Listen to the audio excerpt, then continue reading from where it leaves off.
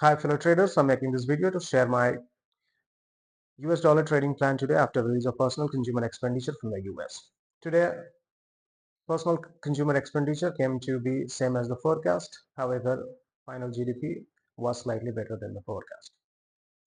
However, we didn't see any positive movement in US dollar index because it was already overbought, and we have seen reaction against US dollar in the market.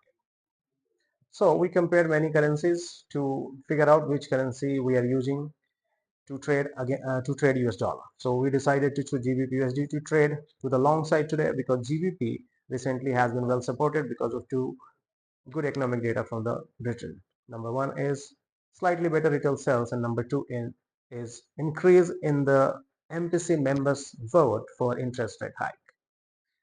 So if you look at the daily time frame of Euro USD and GBP USD, you will find that the GBP USD didn't lose as much as Euro USD did in last 3 to 4 days.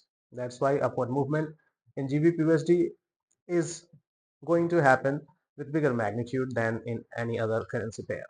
I will show you on the chart which technical factors are supporting this idea, where are our entry and exit levels in case of loss and profit. Let's go to the chart. Here we are on 1 hour time frame of GBP USD. I am already into buy position running with almost 130 points or 13 pips profit. However, there is a further target which is giving you still the opportunity to enter the buy position. I suggest traders not to take this trade as a single position but to split this one trade into multiple positions at different price levels to gain the most from the GBP USD. Alright, let's go to the daily time frame to understand what we can see. Before we go to daily time frame, there is only one thing which we can see on this time frame is that the RSI 24 is now above 50, which is a sign of bullish movement. On 4 hour time frame, we have bullish divergence, which is nothing but an indication of exhaustion of the bears. For example, you can see that the market made lower low on the chart. You can see this was the previous swing low and this is the recently made swing low, which is lower than the previous ones. However, the histogram on the MACD made a higher swing low, which technically is defined as bullish divergence, but in simple layman terms, you can understand that the speed of the fall has reduced and there are chances of upward movement. To figure out the resistance more conspicuously, we are going on the daily time frame to understand where is the immediate next resistance level.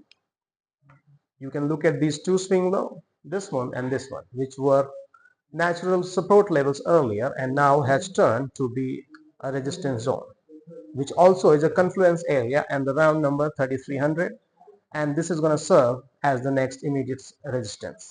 Therefore, the target of this trade is certainly 1.3300.